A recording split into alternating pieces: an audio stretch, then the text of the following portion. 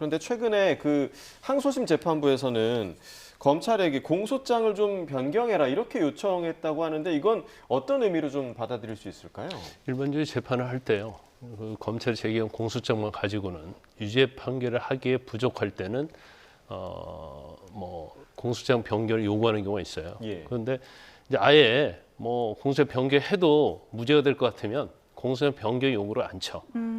그래서 재판부의 심증이 아니 뭐 1심에서 유죄지만 이건 공소장 변경해봤자 그래도 유죄가 될 것 같으면 그냥 검찰에 얘기하지 않습니다. 네. 그런데 이 사건 자체는 뭐냐면 이전에 그 인터뷰한 내용을 가지고 이제 김문구 씨 몰랐다는 공소 사실을 제기한 건데 그게 여러 가지 이제 방송 업체에 나가는 게 한 4곳 정도 돼요. 예, 예.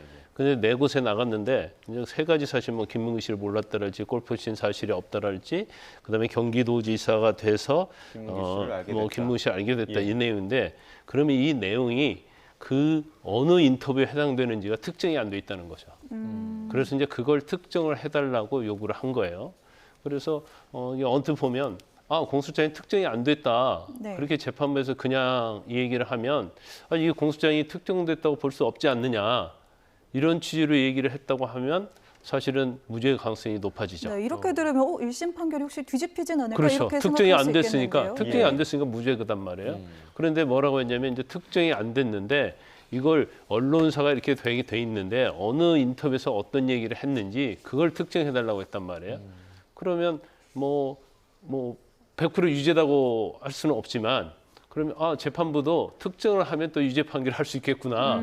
이제 그래서 일반적인 공소장 변경의 어떤 요구하고는 좀 사안이 좀 다르다. 그래서 뭐 경우에 따라서는 그렇게 했다 해도 무죄 선고할 수도 있는 거고요.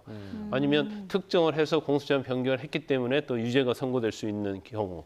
근데 뭐 제가 볼 때는 이제 특정을 해달라는 것은 이제 판결을 쓰는 데 있어서 좀 약간 애매한 측면이 있으니까 특정을 하라는 것 자체는 아예 뭐 무죄를 선고하려고 했다고 한다면 그런 특정 요구도 필요 없지 않았을까. 그래서 유죄 나올 수도 있고 무죄 나올 수도 있지만 이제 법원의 심증 자체는 아마 그럴 가능성이 높다 저는 그렇게 봅니다. 사실 뭐 큰 변수가 될 것 같지는 않는 걸로 들리네요. 그렇죠. 네. 네.